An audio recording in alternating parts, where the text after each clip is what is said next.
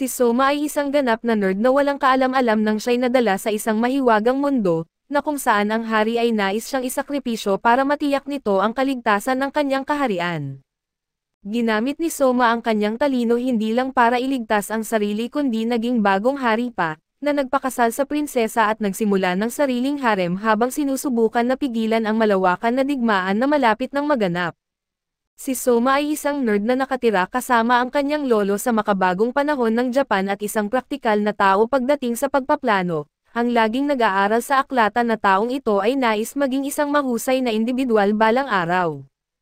Isang araw habang siya'y nasa aklatan at kukuha ng libro, nang bigla na lang may lumitaw na maliwanag sa ibabaw niya at naguluhan siya sa pangyayaring ito, subalit bago pa man siya makagawa ng anuman at hinihigop siya nito at sa susunod na sandali, siya'y nahulog mula sa langit sa isang ganap na hindi kilalang lugar.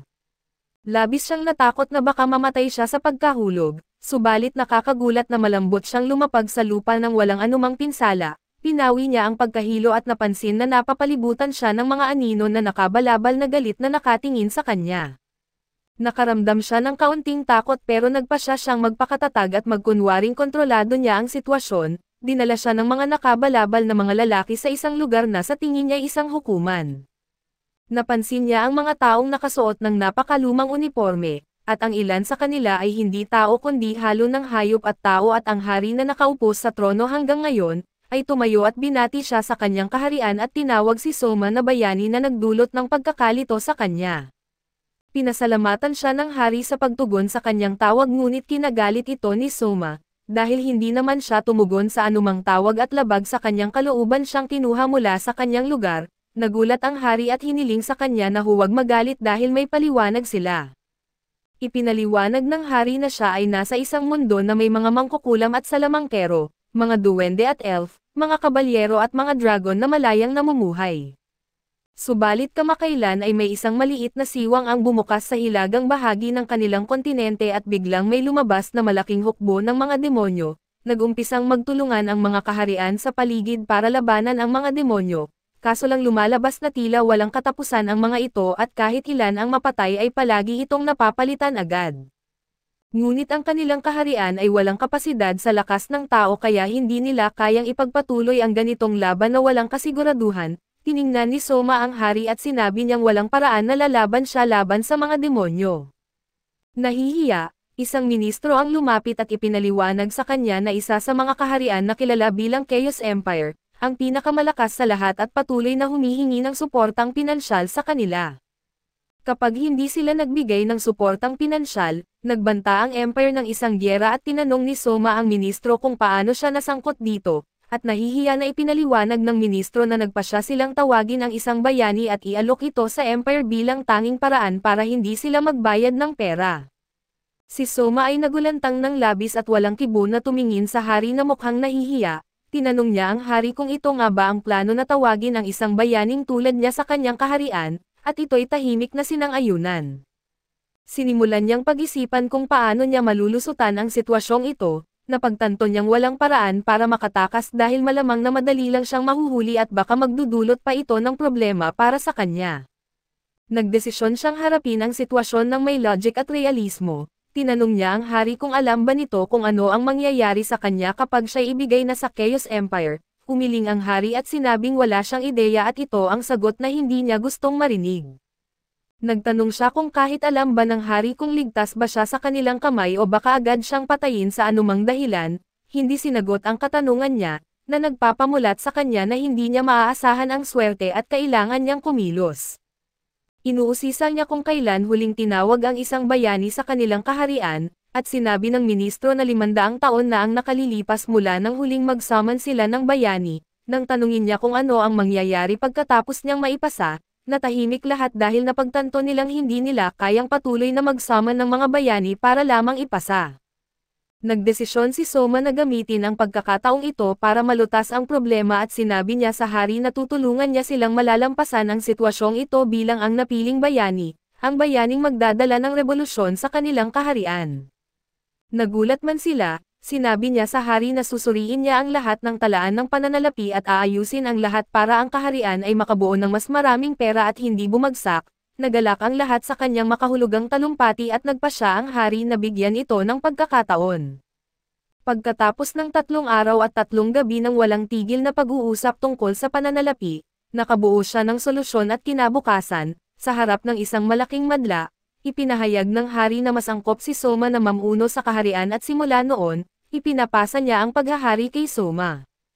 Nagulat ang lahat sa paghahayag na ito, lalo na si Soma na walang kaalam-alam na darating ito at dagdag pa rito, ipinahayag ng hari na para palakasin ang kanyang pag-angkin sa trono, napagpasyahan niyang ipakasal ang kanyang nag-iisang anak na si Liz kay Soma.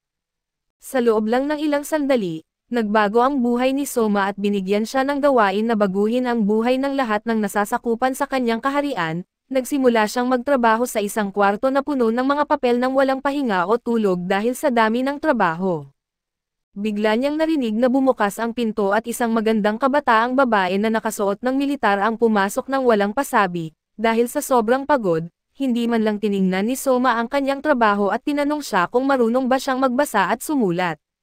Nagulat si Liz sa tanong na ito at mainit na sinagot na siya'y may pinag-aralan, at pagkatapos tanungin si Liz ng ilang basic na tanong sa math nang hindi tinitingnan, nang masagot niya ito ay hiniling niya kay Liz na tulungan siya sa kanyang mga papel. Lumapit si Liz sa kanya at ipinahayag na siya ang anak ng dating hari. Matapos marinig ang tungkol sa kagustuhan ni Liz sa pakikipaglaban at kanyang pag-enroll sa militar, ay nagbigay pansin at tinanong siya kung bakit siya nagsusuot ng militar na uniforme. Ipinaliwanag ni Liz ang kanyang hilig sa pakikipaglaban at ang kanyang pagnanais na tumulong sa frontline, kaya siya nag-enroll sa militar at nagtanong siya kay Soma kung ano ang nangyari sa kanyang ama at kung paano ito nagpas siyang ipasa ang paghahari. Malalim na buntong hininga ang pinakawalan ni Soma at ipinaliwanag na siya ay napadpad sa kakaibang lugar na ito, at ang tanging hangad lang niya ay makatakas sa pagpapadala sa kanya sa Chaos Kingdom, subalit na-impress sa kanya ang ama ni Liz at ginawa siyang hari. Tiniyak niya kay Liz na hindi ito magtatagal dahil ayaw niyang maging hari at nais lang niyang bumalik sa kanyang sariling lugar. Sinabi niya na mananatili siya sa kaharian hanggang sa ito'y muling makabawi at maging matatag financially sa loob ng 2 o 3 taon. Dagdag rin niya kay Liz na huwag mag-alala tungkol sa kanilang engagement dahil maaari itong kanselahin anumang oras na naisin niya. Na-impressed si Liz sa kababaan ng loob ni Soma at nagpas siyang makipag-usap ng mas maayos sa kanya. Ipinaliwanag ni Soma na nagtatrabaho na siya upang makakapag-ipon ng mas maraming pera at naibenta na niya ang lahat ng walang kwentang hiyas at kayamanan mula sa vault ng kaharian, dahil kailangan ng kanilang bansa ng pagkain na maaaring kainin at hindi mga hiyas na nakakulong sa vault. Nakumbinsi si Liz nang ipakita sa kanya ni Soma ang listahan ng mga item na kanyang nasort at kung paano niya hindi ibinenta ang anumang national heritage items o anumang dark magic items, tanging pangunahing alahas lang sa ginto at pilak ang kanyang naibenta. Tinanong ni Liz kung ano ang susunod niyang plano at binanggit ni Soma na hindi niya ipapadala ang pera sa Chaos Kingdom sa ngayon dahil gutom pa rin ang mga taong nakatira sa kahariang ito at kailangan nila ng makakain. Iminungkahi ni Liz na imbes na direktang ipadala ang pera sa Chaos Empire, gagamitin nila ito para palakasin ang kanilang sariling militar at napagtanto ni Soma na tama siya at kung ibibigay nila ang pera sa Chaos Empire, hihingi lang sila ng higit pa subalit kung i-invest nila ito sa kanilang sariling militar, baka magkaroon pa sila ng pagkakataong tumayo laban sa kanila at mabawi ang kanilang posisyon dahan-dahan ngunit tiyak. Nagsimula si Soma na maunawaan kung paano gumagana ang mundong ito. Kinuha niya ang isang malawakang tour sa kaharian at nalaman na marami itong nakatago na ari-arian na hindi niya alam. Sa unang tingin ay mukhang lumang paaralan ang kaharian na walang modernong teknolohiya o tools na ginagamit, ngunit kung titingnan mo ng mabuti, maraming modernong luho ang kaharian na nakatago sa ibang forma. Halimbawa na lang, ang ilaw ay isang modernong imbensyon na nakalutas sa problema hanggang sa ngayon subalit sa mundong ito, walang kuryente. Mas lalo na ang ilaw at nakakagulat na ang bawat kalye ay may mga street lamps at kahit sa gabi ang mga bahay ay naliliwanagan. Ito ay dahil sa espesyal na mahika na taglay ng mga tao sa kontinenteng ito, kaya nilang lumikha ng liwanag, init at tubig sa kagustuhan na napakalaking tulong sa totoo lang. Ito rin ay ipinakita sa kanya ng isang pari na nagutos sa kanyang ilagay ang kamay sa isang estatwang mukhang nakakatawa, sinasabing kung mayroon siyang kakayahan para sa mahika, malalaman niya ito agad.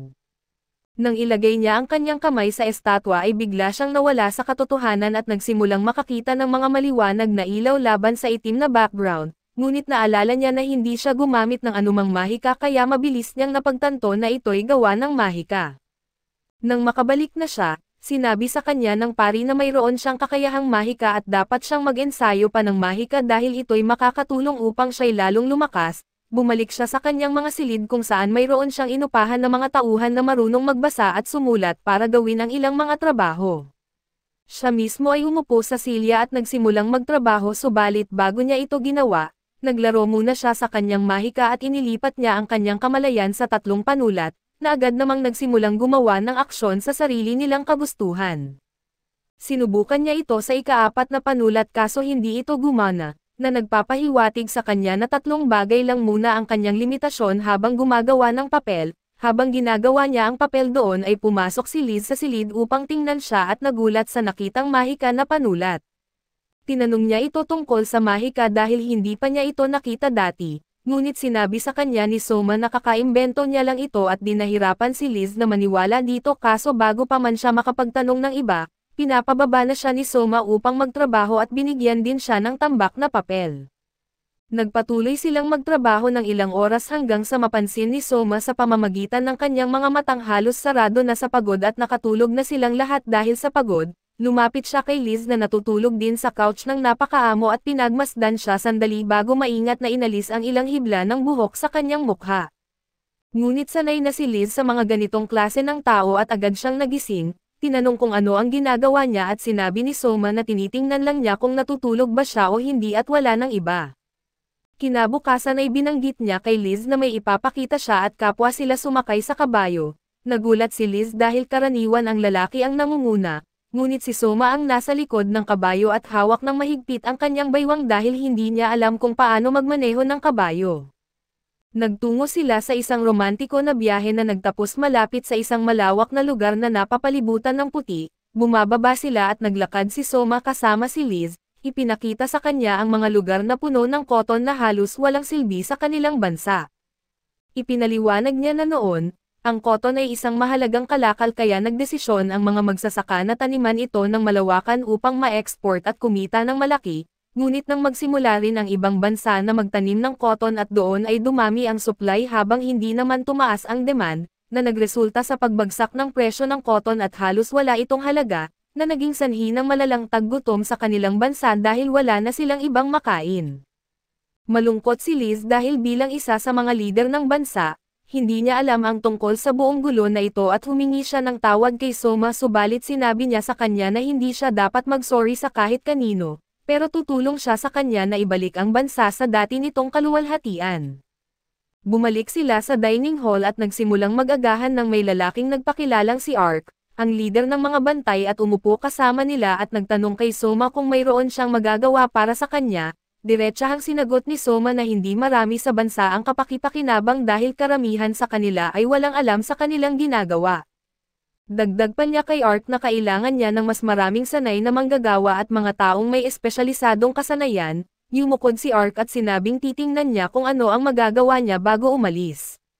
Maya-maya habang umiinom ng tsaa si Liz at Soma, biglang nakaisip si Soma ng ideya at tinanong si Liz kung mayroon silang anumang uri ng broadcasting device. Hindi alam ni Liz kung ano ang ibig sabihin ni Soma, kaya pilit niyang ipinaliwanag kung anong uri ng device ang kanyang tinutukoy.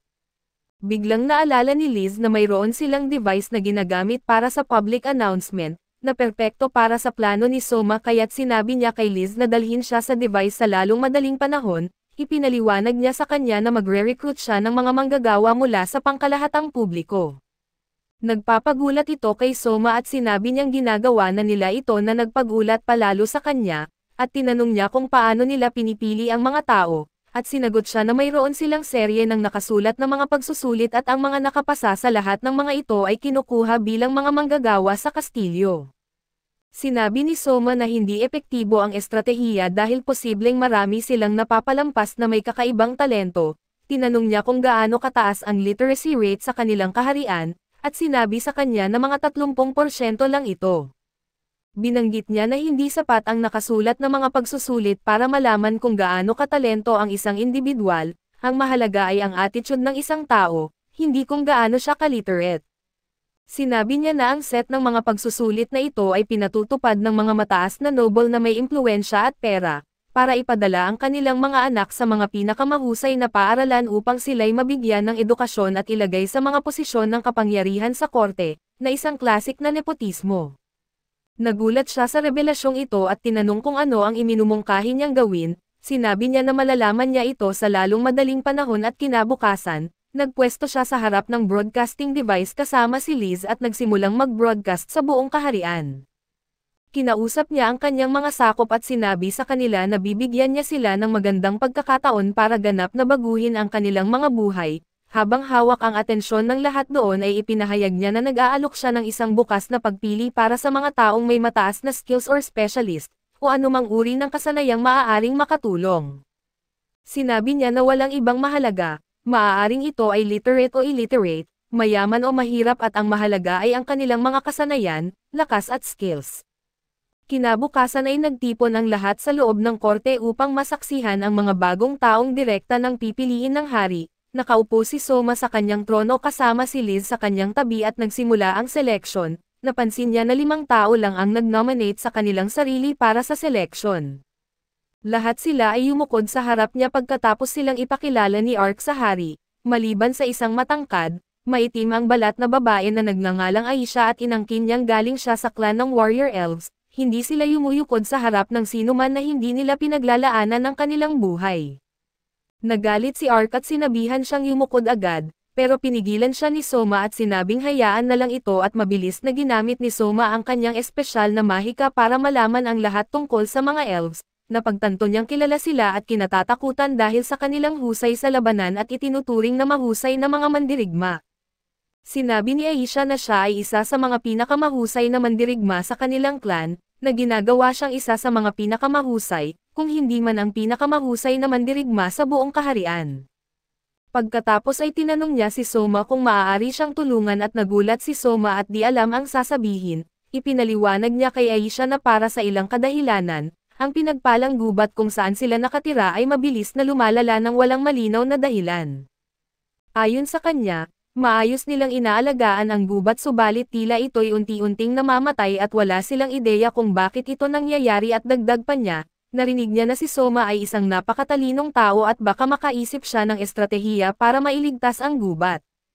Mukhang nalito si Soma subalit agad siyang nag-iisip at nagtanong kung manipis ba ang mga puno sa gubat o hindi. Tila walang ideya si Aisha sa ibig sabihin ni Soma, kaya napagtanto ni Soma na baka ang mga teknik na gagawin dito ay modern kumpara sa kanilang kaalaman at ipinaliwanag niya sa kanya.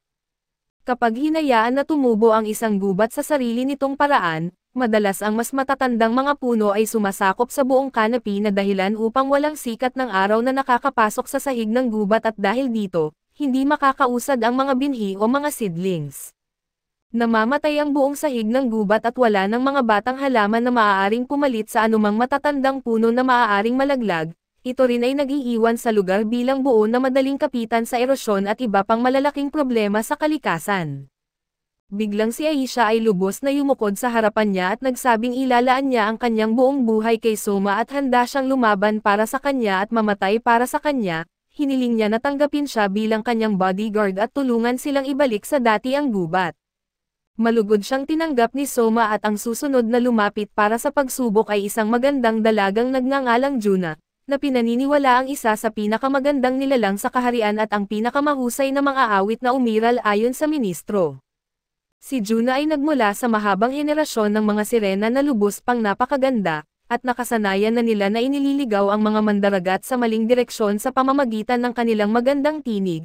Napagtanto ni Soma na kung totoo ito ay malamang ang pag-awit ay dapat nasa dugo na niya. Pinatunayan ito ni Juna sa pamamagitan ng pag-awit ng isang kanta na nagbigay inspirasyon sa lahat, at pinahanga si Soma sa kanyang kakayahang matandaan at awitin ng perpekto ang isang kanta matapos lamang itong marinig ng isang beses. Ang susunod na lumapit ay si Pancho, na tila kinakabahan at pawis at nagtangka siyang magbigay-pugay sa hari kaso nadapa sa sariling paa. Pagkatapos niyang makabangon doon ay ipinaliwanag niya na ang kanyang espesyal na kakayahan ay ang pagiging isang glutton at nasubukan na niya halos lahat ng putahe sa bansa. Inaasahan niyang tatawanan siya ni Soma. ngunit sa halip ay agad siyang lumapit kay Pancho at nakipagkamay at sinasabing hinihintay niya ang isang katulad niya. Binanggit ni Soma na sa panahon ng kagutuman ay mahalaga ang kakayahan ni Pancho. Ito ay nagbigay kay Pancho ng malaking kumpiyansa at napaluha siya. Sinabing buong buhay siya'y tinawag na mataba kaso iba ang tingin sa kanya ni Soma at sinabi niyang si Pancho ang magiging susi sa paglabas ng kanilang bansa, mula sa kagutuman patungo sa kasaganahan. Ang susunod na kandidato ay isang emo na lalaki na lumapit kay Soma at nagpakilala bilang si Cass, habang si Soma ay nagpapasya at habang pinagmamasdan niya ang iba ay agad na hinuhusgahan din siya ni Soma. Siya ay dapat na isa sa pinakamahusay na mga advisor sa buong kaharian at isang taong hindi nag-aatubiling basahin ang anumang uri ng panitikan na maaari niyang makuha. Siya ay isang napakahusay na tao, na agad na pagtanto ni Soma sa paraan ng kanyang pananalita. Tinanong niya si Cass kung ano ang kanyang pasya at kung sa tingin niya ay karapat-dapat si Soma na maging hari o hindi. Sa malamig na sagot ni Cass, lahat ay bumagsak sa isang desisyon na gawa ni Soma at ang lahat ay nagdepende sa kung itinuturing ni Soma na walang silbi si Cass. Kung iniisip niya na walang silbi si Cass ay nabigo siya bilang karapat-dapat na hari dahil hindi niya alam kung ano ang pinakamahalaga sa kanyang kaharian sa ngayon, ngunit nakapagtataka, siya ay lubos na masigla pagkatapos lumitaw si Cass at ito ay nagpabago sa kanyang pananaw at alam niyang may utak si Soma at hindi isang hari na walang saysay. Sa katunayan, lubos na na-impress si Cass na hiniling niya kay Soma na maging kanyang tenyente at hayaang maging kanyang kanang kamay at tagapayo. Natuwa si Soma sa kakayahan ni Cass sa pagpapasya at nagdesisyon na kunin siya bilang kanyang tagapayo. Ang huling taong lumapit ay isang elf na tinatawag na Tomo. Siya ay isang batang babae ng lobo na pinaniniwala ang makakausap ang lahat ng mga hayop ng bawat lahi, at mukhang labis na kinakabahan siya at halos hindi nagsasalita para sa kanyang sarili.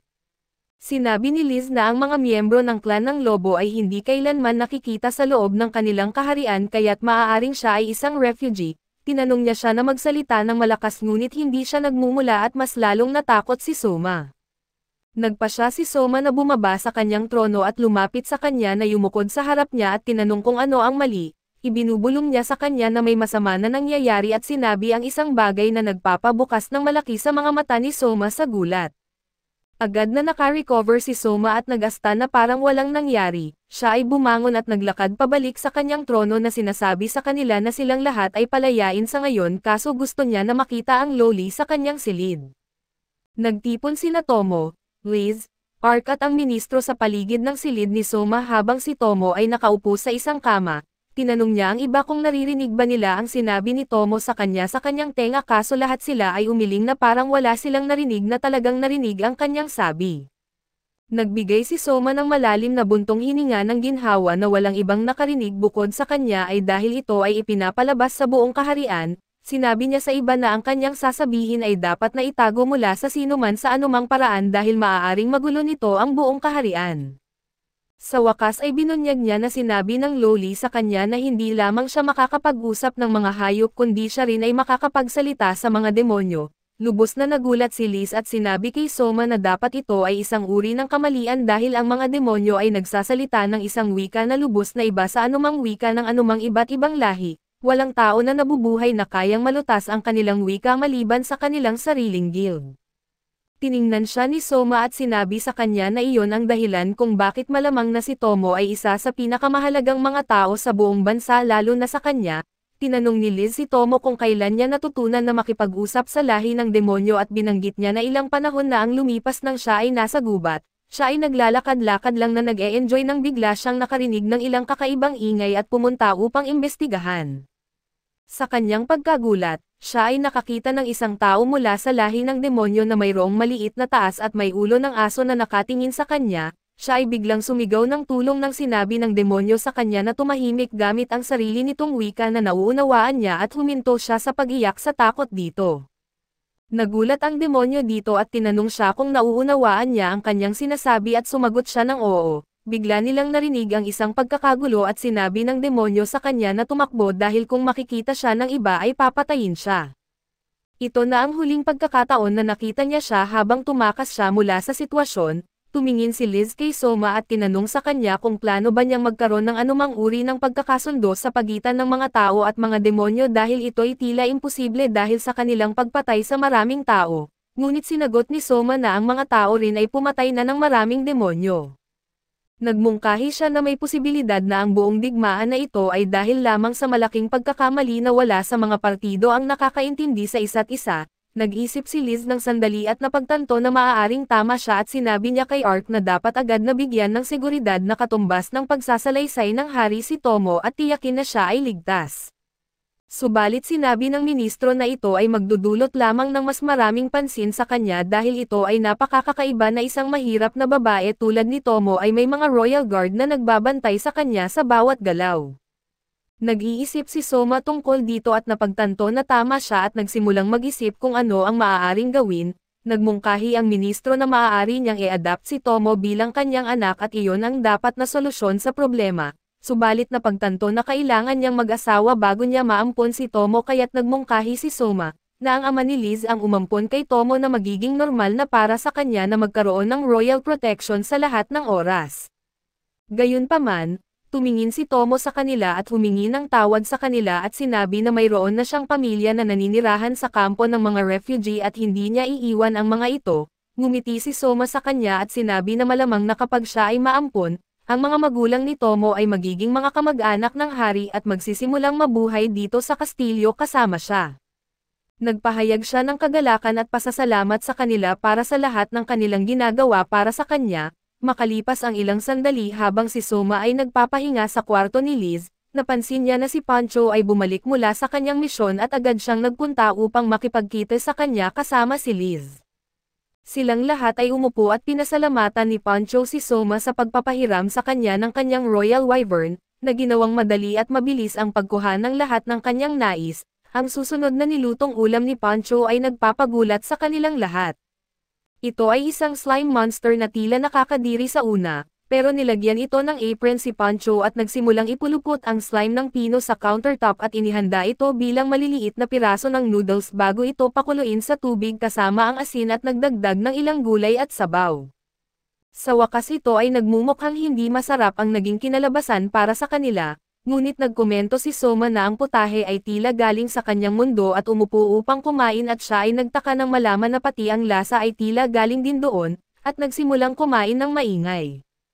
Dahan-dahan na sinusubukan din ito ng iba at nagsimulang mag-enjoy at sa wakas, natapos ang kanilang broadcast at lumabas na matagumpay dahil agad na nagsimulang magluto ang lahat ng mga tao sa lugar sa lahat ng mga putahe na kanilang ipinakita. Madali na rin silang nagsimulang maghalo ng mga bagay upang lumikha ng bago at kakaibang mga putahe.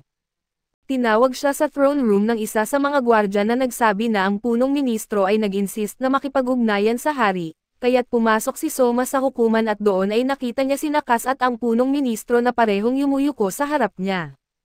Sinabi niya sa kanila na bumangon at ipahayag ang kanilang mga saloobin at binanggit ng punong ministro na sa palagay niya, dapat sundan niya ang halimbawa ng dating hari at bumaba sa kanyang posisyon upang bigyan ng pagkakataon ang mga bagong dugo na magpakitang gilas, at baguhin ang sitwasyon sa pamamagitan ng pagharap sa kanila ng bagong mga pamamaraan sa halip na sundan ang lumang nakagisnan dahil tila hindi ito epektibo.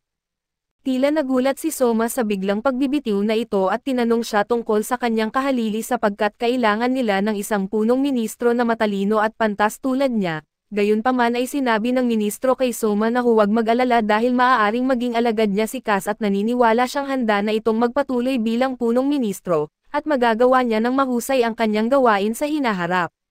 Si Cass na nakatayo roon ay napagtanto na siya ay maaaring maging ang perpektong kandidato para sa trabaho. Tinanggap niya ang pagbibitiw ng ministro at iniluklok si Cass bilang bagong punong ministro. Tumingin si Cass kay Soma at nagpasalamat bago sabihin sa kanya na magbakasyon ng buong araw dahil tuloy-tuloy siyang nagtatrabaho at kung patuloy niyang gagawin ito, malamang mapagod siya at magiging sanhi ito ng pagbaba ng produksyon ng mga nasa paligid niya. Sa simula ay tila hindi pumayag si Soma na magbakasyon dahil sa paniniwala niya na marami pang trabahong kailangang gawin, ngunit sinabi ni Cass na kailangan niyang magbakasyon anuman ang mangyari at maaari niyang tapusin ang natitirang trabaho kinabukasan.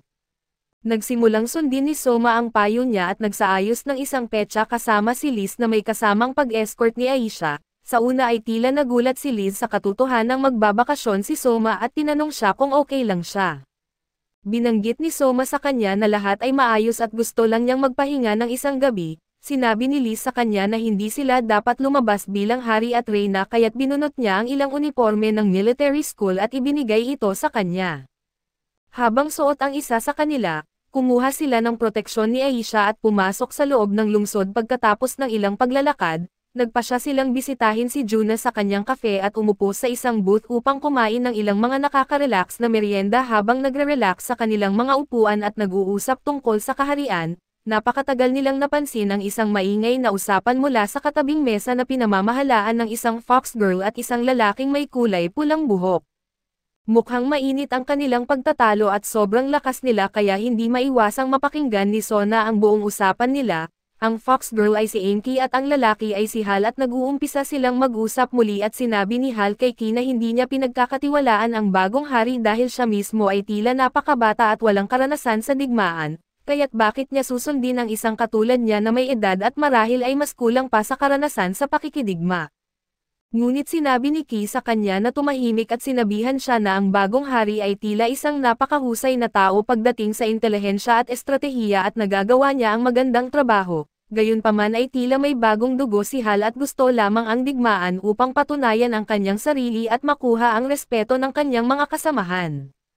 Inilahad niya na plano niyang pumunta sa Duke ng Carmen at sumali sa kanyang hukbo. Nagulat si Kay at sinabihan siya na huwag na niyang ulitin iyon dahil ang Duke ng Carmen ay nasa bukas na rebelyon laban sa bagong hari ng walang dahilan. Subalit sumigaw si Hal sa kanya na gagawin niya ang anumang gusto niya at hindi niya pinaniniwalaan ang bagong hari at sa puntong iyon, lumapit si Soma sa kanilang mesa at diretsahang tinanong si Hal kung bakit hindi niya gusto ang bagong hari. Tumingin si Hal sa kanya at tinanong kung sino ba siya, ngunit tila nakilala agad si Soma ni Kay at naguguluhan ito at nagsimula silang lahat ay umupo sa ibang mesa at muling nag-usap. Sinubukan ulit ni Hal na lapitan si Soma at tanungin kung sino siya. Ngunit agad na hinawakan ni Aisha ang kanyang kamay at pinaikot ito bago hinawakan ang kanyang mukha at pinigilan ito. Sinabi ni Soma kay Aisha na bitawan ito dahil sapat na iyon, habang natatakot na tiningnan siya ni Kay at baka masaktan si Hal at pagkatapos ay nagpasya si Soma na itigil ang paglalaro at tiningnan si Hal bago itanong kung hindi pa rin ba niya nakikilala siya. Agad na na-realize ni Hal na si Soma ang mismong hari at agad nagbago ang tono ng kanyang boses. Si Soma ay nagtanong sa kanya kung bakit niya gustong pumunta sa Duke ng Carmen ngunit si Hal ay hindi nagsasalita dahil sa takot. Tumingin si Soma sa kanya at sinabi na hindi niya sasabihin kay Hal na manatili sa kanya at maaari at dapat niyang gawin ang anuman ang kanyang gusto kung gusto niyang pumunta sa Duke ng Carmen, dapat niyang gawin iyon dahil hindi niya pwedeng pilitin ang sino man na sumunod sa kanya, dahil sila mismo ang dapat magpasya. Gayunpaman, naglalaro si Soma ng isang mental game sa kanya dahil nauunawaan niya ang likas na damdamin ni Hal at Ki. Binanggit niya sa kanya na dapat niyang maintindihan na kapag nasa kabilang panig na siya, kailangan niyang harapin si Kay at kung magpasya siyang iwasan ang harapang laban sa kanya, may iba pang gagawa nito at kung siya ay masusugatan, hindi siya papayagan ng kanyang hukbo na protektahan siya kahit na siya ay mamamatay na at maaaring mailigtas. Hindi siya papayagan ng kanyang hukbo na gawin ito at ituturing nila itong pagtataksil. Nagsimula si Hal sa pag-iisip at nag-isip ng mabuti bago magpasya na hindi niya nais na pumunta sa kabilang panig at labanan si Soma o si Kay. Natuwa si Soma na malaman iyon at nagpasalamat sa kanya bago siya umalis. Kinabukasan ay umupo siya kasama si Liz at ipinaliwanag sa kanya na magaling na siya sa kanyang dark magic at maaari na niyang kontrolin ang 4 na bagay ng mag-isa. Bago pa man siya magsalita, ay tinawag siya sa hukuman dahil ang pinuno ng prestihiyosong Magna House ay dumating upang makipagkita sa kanya at humiling ng kanyang pagdalo. Agad na pumunta si Soma upang makipagkita sa kanila at nakita si Hal na tila maraming sugat sa kanyang mukha. Si Glaive at si Kid ay parehong naroon na yumuyuko at umupo siya sa trono at kaagad na humingi ng paumanhin si Glaive kay Soma. Sinabi sa kanya na wala siyang kaalam-alam sa lahat ng mga bagay na sinabi ni Hal at natuklasan lamang ito ni Ki. Binanggit pa niya kay Soma na kanyang pinarusahan ang kanyang anak at hinihiling na huwag siyang gumawa ng masyadong matinding aksyon laban dito. Ipinapangako niya na hindi magbabago ang suporta nila kay Soma mula sa pamilya Magna at palagi silang nakasuporta sa kanya sa lahat ng mga pangyayari. Nagpasalamat si Soma sa kanya para sa kanyang katapatan at sinabi sa kanya na hindi niya balak na maparusahan si Hal, at tila parang sapat na ang ginawa ni Glaive para dito at ipinahayag niya kay Glaive na kukunin niya si Kay bilang isa sa mga mage sa kanyang Royal Guard. at gawin si Hal na isang opisyal sa kanyang Royal Army upang mapanatili silang malapit at magtulungan. Ilang araw mamaya, sa wakas natapos na ang bulk ng mga papel at ang natitirang paperwork ay maaaring gawin gamit ang dark magic ni Soma, kaya't hindi na nila kailangan pa na magdagdag ng tao. Nagtawag siya ng isang pulong sa lahat ng mga taong nagtatrabaho sa paperwork para sa buong panahon at sa sandaling sila ay nagtipon, binigyan niya sila ng isang napakalakas na pahayag tungkol sa kung gaano kahalaga sila sa kaharian at dahil sa kanila, maaari niyang simulan ang paggawa sa susunod na proyekto na maaaring tiyakin ang pangmatagalang pagtitiis ng buong kaharian at maaari pa itong magresulta sa paglutas ng problema sa kakulangan ng pagkain. Sinabi niya sa kanila na kumuha sila ng isang buong linggo para sa kanilang kahangahangang trabaho, dagdag pa niya sa kanila na sana ay mabibigyan niya sila ng karagdagang pera para sa lahat ng kanilang ginawa. Subalit kulang sa pera ang kaharian sa ngayon kaya't ipinaubaya niya sa kanila na pumunta sa Royal Wine Cellar na may pinakamasarap at mayaman na vintage wine. Ipinaliwanag niya sa kanila na maaari nilang kunin ang isang buong bote bawat isa para sa kanilang sarili at gawin ang anumang nais nila dito, maaari nilang ibenta o inumin, depende sa kanila. Ang buong grupo ng mga lalaki ay nagalak dito at nagpasalamat kay Soma para sa kanilang kabaitan at nagmadali patungo sa wine cellar. Tinanong siya ni Liz kung advisable ba na bigyan niya sila ng isang linggong bakasyon mula sa trabaho dahil marami pa silang dapat asikasuhin. Binanggit ni Soma sa kanya na magpahinga muna dahil maganda naman ang takbo ng trabaho. Dagdag pa niya na plano niyang lumikha ng isang pantalan sa baybayin ng isa sa mga baryo na magiging strategic para sa kalakalan sa kaharian, at lumikha ng isang bayan ng kalakalan sa lugar kung saan dating matatagpuan ang baryo na magbibigay ng trabaho sa maraming tao.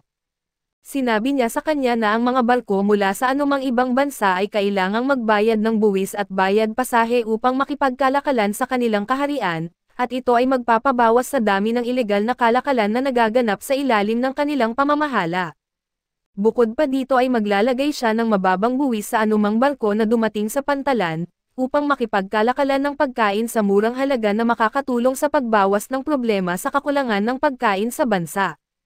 Ipinaliwanag niya sa kanya na ang lahat ay nakasalalay sa supply at demand at sa ngayon, ang demand para sa mga pagkain ay nasa pinakamataas samantalang ang supply ay wala. Kinabukasan, si Soma at Liz at Aisha ay pumunta sa maliit na baryo kung saan kailangang gawin ang constructions. Naroon na si Ark at naglagay na ng mga tent para sa lahat at siya ay nagpakita ng mainit na pagtanggap kay Soma. At nang tanungin kung may anumang issue sa construction kaya't sinabi ni Ark na marami sa mga matatandang taga-baryo ay malakas na tumutol sa pagpapatayo ng isang pantalan sa baybayin ng kanilang baryo sa kahit anong dahilan.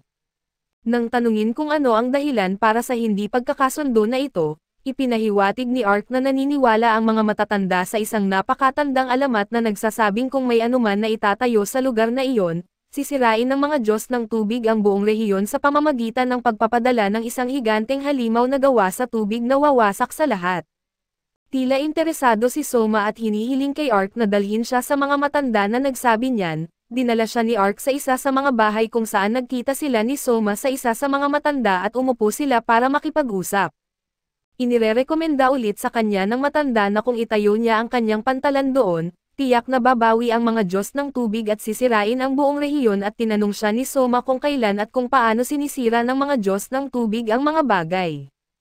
Sinabi ng matanda na nangyari ito noong panahon ng kanyang lolo na nakatira rito at ayon sa alamat, bago dumating ang halimaw sa dagat ang lupa ay magugunaw mula sa paggawa ng mga hakbang nito at matapos ang ilang sandali, darating na ang halimaw mula sa dagat at lalamunan ang anumang nasa kanyang daan at sisirain ang lahat ng kanilang mahahalagang bagay.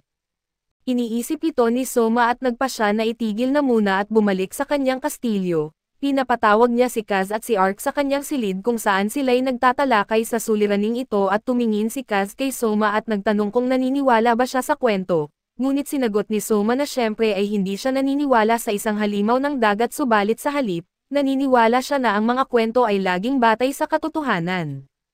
Sinabi niya sa kanila na napagpasyahan niyang baguhin ang lugar para sa construction at isusugal niya ang buong lugar na pinaniniwalaan ng mga mamamayan na sumpa. Hindi makapaniwala si Kaz at nagtanong kung natatakot ba siya sa isang mythical goddess ng dagat. Sinagot ni Soma na syempre ay hindi siya nag-aalala sa isang Diyos ng dagat subalit naniniwala siya na ang tinatawag na isang halimaw ng dagat ay isang tsunami at kapag sinasabi nilang nararamdaman nila ang lupa na gumagalaw mula sa pwesto nito, sila'y nagkakamali dahil ito ay malamang na lindol. Naniniwala siya na ang lugar ay lubos na maaaring maging madaling tamaan ng tsunami pagkatapos ng lindol kaya't napagpasyahan niyang mag-isip ng maaga at huwag lumikha ng isang pantalan na labis na maaaring masira sa kalamidad. Nagsimula ang mga plano ni Soma para sa paggawa at siya'y napapagod sa lahat ng manyawal na trabaho kaya't nagsimula siyang magreklamo ng mapait, at nagtatanong kay Ki kung bakit ang Forbidden Army ay may kinalaman sa construction ng kalsada.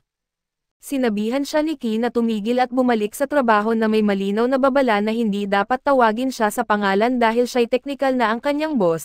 Ipinaliwanag niya na ang dahilan kung bakit ang army ay nakikilahok sa karamihan ng construction ay dahil maraming kalsada na kailangang itayo at may kakulangan sa manpower kaya't ang tanging paraan para makagawa ng malaking progreso ay isama sila sa proyekto. Sa tanghali ay natikman ni Hal ang masarap na burger na ginawa ni Soma at sinabi niya kay Kay na ang mga sariwang gulay sa burger ay galing sa isang malapit na baryo. Lahat ay dahil sa isang bagong itinayong kalsada at ipinaliwanag niya na ang mga kalsada ay nakatulong sa pagbaba ng presyo ng pagkain dahil sa marami na ang supply. Si Soma ay nabigla sa kahusayan ng kanyang hari at bigla ay pumasok si Soma kasama si Liz na nagulat ang dalawa at kaagad na tumayo si Hal para magbigay ng parangal sa hari. Subalit ipinag-utos niya sa kanya na huwag nang maging formal at tawagin siya sa pangalan dahil siya'y masaya na mayroon siyang natagpuang kapareha ng kanyang edad upang makipag-usap ng malaya. Habang sila'y naglalakad sa mga bagong kalsada, ipinaliwanag ni Soma ang proseso ng konstruksyon ng kalsada kay Liz na hindi pa nakakakita kung paano ito ginagawa. Itinuro niya sa kanya ang mga sangkap na ginagamit sa paggawa ng mga kalsada at ipinakita ang mga ilaw sa kalye na pinapaandar ng ilang luminescent moss plants para sa ilaw sa gabi, at ang mga punong warden na inilalagay upang pansamantalang protektahan ang baryo laban sa pagdagsa ng mga hayop. Biglang isang ibon na mensahero ang nagpahinto sa kanilang usapan at nagdala ng sulat kay Aisha at sa sulat, ipinaalam ng kanyang ama sa kanya ang isang mapanganib na landslides na sinakmal ang kalahati ng kanilang baryo na nagdulot na marami sa kanilang tauhan ang hindi na mahanap. Kitang-kita ang pagkabahala ni Aisha at tinawag niya si Soma subalit siya'y lumapit sa sitwasyon sa pamamagitan ng pagpapaliwanag ng mahinahon. Kaagad niyang pinag-utos kay Ki na mag-mobilize ng isang grupo na kasama siya mismo para magsilbing unang pangkat ng pagtulong na sasama sa kanya patungo sa baryo ng mga Dark Elves. Mabilis niyang pinagaan ang loob ni Aisha kaso sinabihan siya na sa halip na umiyak sa ganitong oras, dapat niyang paghandaan ang sarili upang makasama sila papunta sa kanyang baryo sapagkat silang lahat ay mga dayuhan at kailangan nila ng mga direksyon. Sa wakas ay sinabi niya kay Liz na magmadali sa pagpunta sa palasyo, maghanda ng isa pang grupo ng pagtulong at sabihin kay Hal na magpadala ng mga tulong para sa mga Dark Elves at tinanong ni Soma si Aisha kung gaano ba katagal nila na mararating ang kanyang baryo. At sinabi niya na aabutin sila ng 2 araw gamit ang normal na paglalakad. Ngayon ay labis siyang nag-aalala tungkol sa oras ng kanilang pagdating, ipinaliwanag na kung magpapalipas sila ng 3 araw mula sa pagkakataon ng sakuna hanggang sa pagdating ng koponan ng pagliligtas, tataas ang bilang ng mga namamatay na parang isang malubhang sakuna. Isa sa kanilang mga kakaibang sasakyan ang dumaan at nakakuha siya ng ideya na gamitin ito sa pagdadala ng kanyang koponan sa nayon ni Aisha. At habang siya naman ay sumama sa hari sa karwahe at sa wakas, dumating sila sa nayon sa gabi at sinimulang bigyang papuri ni Aisha ang hari at pagkatapos ay ipinakilala ang sarili bilang tagapamahala, ngunit sinabi niya rito na ipagpaliban muna ang mga formalidad para sa mas angkop na oras at humingi ng paliwanag tungkol sa kasalukuyang sitwasyon. Sinabi ni Wen na 100 buhay ang nawala sa insidente at 40 katao ang hindi pa natatagpuan. Inutusan niya si Wen na magtala ng listahan ng mga nawawala at ang bawat pangalan ay tatanggalin sa listahan oras na sila'y matagpuan. Sinabi rin niya kay Wen na magtalaga ng tao upang bantayan ang bundok sa posibleng paggalaw sakaling magkaroon ulit ng pagguho habang sila ay nasa misyon ng pagligtas, upang maisakatuparan ito. Nag-alok si Aisha na magbantay at komportable ang kanyang ama sa kanyang presensya doon dahil kilala niya ang gubat tulad ng kanyang nakagisnan. Pagkatapos ng usapan, hinarap niya ang kanyang koponan ng paghahanap at pagligtas, hinihimok silang gamitin ang kanilang kasanayan sa paggawa ng daan sa mabuting paraan dahil kakailanganin nilang maghukay sa lupa upang masusing maghanap sa mga nawawala. Nang magsimula silang maghukay, biglang huminto siya at tumakbo patungo sa isang nakahandusay na puno ng kahoy. Sinasabing naririnig niya ang mga boses ng mga tao kaso naguguluhan si Hal dahil wala siyang naririnig. Gayunpaman nang maghukay si Hal sa lugar, nagulat siya nang makakita ng kamay ng tao kaya tinanggal niya ang puno palayo at nahugot ang tao mula sa lupa. Nagulat si Hal na natukoy ni Soma na may tao na nakalibing doon kaya ipinakita sa kanya ni Soma ang kahoy na daga na inukit para matagpuan ang mga nawawalang tao sa mga lugar na masyadong masikip para sa kanyang koponan na makapasok. Kinontrol ni Soma ang mga daga na ito gamit ang kanyang mahika sa pamamagitan ng pagbabahagi ng bahagi ng kanyang kamalayan sa kanila tulad ng ginawa niya sa mga pluma at sa dummy. Sa huli ay natapos ang paghahanap at lahat ng mga taga-nayon ay naligtas na. Kaya nagpasalamat si Warden kay Soma sa kanyang napapanahong pagtulong kahit na sa kasamaang palad ay may mga buhay na nawala. Biglang isa sa mga anak na babae ni Warden ang pumasok para sabihing dumating na ang prinsesa kasama ang pangalawang koponan ng pagligtas, subalit ang isang lalaking umiiyak sa sulok ay nagsabing huli na at ipinaliwanag ni Soma na kahit huli na, may iba pang mga aktibidad na isinagawa ng koponan tulad ng pag-aalaga sa mga sugatan at pagkukumpuni ng mga nasirang gusali. Ngunit sinabi ng lalaking ito na lahat ng kanilang pagsisikap ay hindi na maibabalik ang mga namatay. Ngunit agad siyang binara ni Warden at sinabihan na tumahimik bago ipinaliwanag kay Soma na ang batang lalaki ay ang kanyang nakababatang kapatid na si Rob, na nawalan ng asawa sa sakuna at ang kanyang tanging anak na babae ay nasa kritikal na kondisyon. Umiiyak ng husto si Rob dahil sa kanyang dedikasyon sa pagprotekta sa gubat kaya hindi niya maintindihan kung bakit ito ang kumitil sa kanyang asawa. Pinapatigil siya ni Wen at sinabihan na magluksa sa kanyang pagkawala nang hindi sinisisi ang kahit sino. Maya-maya, sinabi ni Asia kay Soma na si Rob ay isa sa mga tumutol sa pagbawas ng mga puno na iminungkahi niya noon at nagtataka kung ito ba ang nag-ambag sa pagguho ng lupa. Ipinaliwanag ni Soma na ang sakuna ay bunga lamang ng malas kasabay ng madalas na pagulan. Habang sila ay bumabalik sa palasyo, humingi ng paumanhin si Liz sa kanyang kawalan ng magagawa subalit sinabi ni Soma na siya ang nakadarama ng mas walang silbi dahil dapat ay pinaghandaan niya ang mga sakunang tulad nito ng mas maaga. Sinabi rin niya sa kanya na pinagsisisihan niyang nakatuon lamang siya sa pag-aayos ng problema sa kakulangan ng pagkain na hindi niya binigyang pansin ang iba pang mahahalagang bagay. Makalipas ang ilang araw, dinalaw ni Juna si Soma at natagpuan siyang napapaligiran ng maraming papel sa kanyang kama kaya sinabi niya sa kanya na nagreklamo si Liz at nag-aalala tungkol sa kanyang hindi malusog na gawi sa pagtulog. Binanggit ni Soma na dahil ito sa marami siyang iniisip kaya siya nagkakaganito at lumapit si Juna sa kanyang kama, umupo sa tabi niya at hiniling na humiga siya at habang ginagawa ito ni Soma, ipinatong ni Juna ang palad sa noo nito at hinahawakan ito ng may pagmamahal. Sinasabi na naiintindihan niya kung ayaw ni Soma na magmukhang mahina sa harap ng prinsesa, pero maaari siyang tumawag sa kanya anumang oras kung pakiramdam niya ay pagod na siya at sa gulat ni Juna, mabilis na nakatulog si Soma kaya ngumiti siya at kumanta ng matamis habang siya ay natutulog. Samantala sa isang pagtatalo ang sumiklab sa pagitan ng mga pinuno ng duke, isang lalaking may ulo ng leon na tinatawag na Duke Carmen ang nagpupumilit na tanggalin si Soma bilang hari. Dahil sa kanyang paniniwalang hindi ito angkop na mamuno sa kanilang kaharian.